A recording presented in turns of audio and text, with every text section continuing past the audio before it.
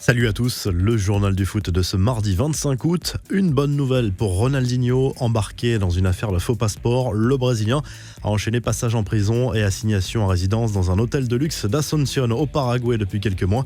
Il vient d'être remis en liberté, tout comme son frère. Le ministère public a demandé le paiement par Ronaldinho d'une amende de 90 000 $ pour dommage à la société.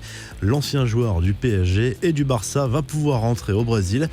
Mourad Boudjelal n'est pas du genre à lâcher prise. Dans un entretien à la Provence, l'ancien patron du RCT assure avoir toujours dans l'idée de devenir président de l'OM. Ce dernier a visiblement renoué les liens avec l'homme d'affaires tunisien Mohamed Ayachi Ajroudi, candidat au rachat.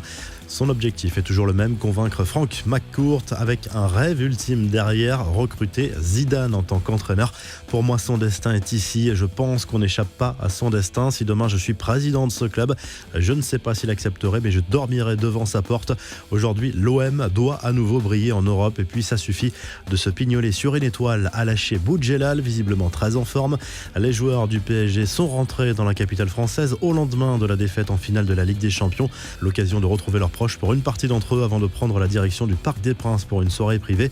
Au rayon des bonnes nouvelles, le PSG devrait être le grand gagnant de cette édition 2019-2020 sur le plan économique.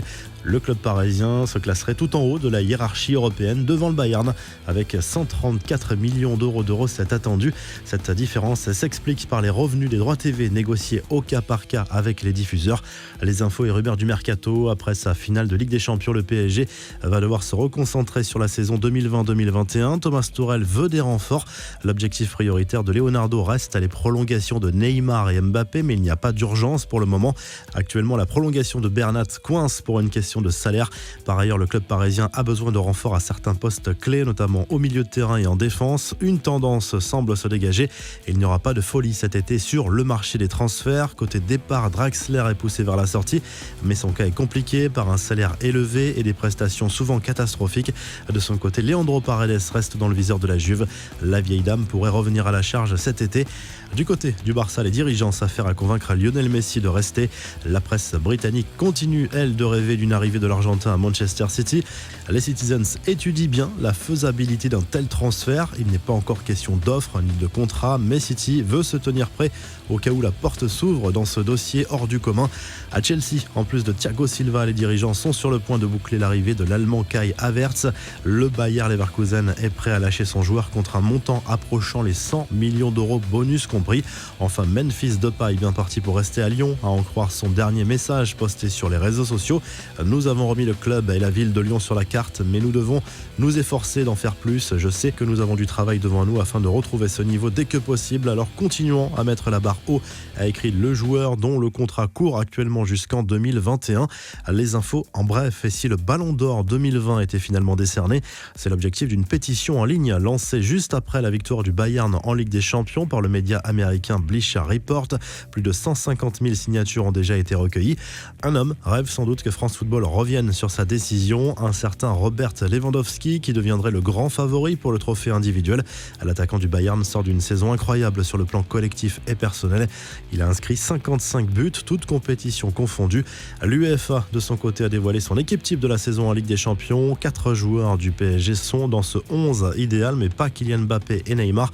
Juan Bernat, Marquinhos, Presnel Kimpembe et Angel Di Maria en font partie, comme Raheem Sterling et Erling Haaland. Des nouvelles de Blaise Matuidi qui a accordé une interview à RMC. Le futur joueur de l'Inter Miami a notamment évoqué son avenir en bleu. Le milieu de terrain a bien conscience que sa décision peut remettre en cause sa participation à l'Euro. J'ai échangé avec Didier Deschamps, c'est un choix mûrement réfléchi. J'ai ressenti à un moment donné ce besoin de voir autre chose dans ma vie, a expliqué le champion du monde.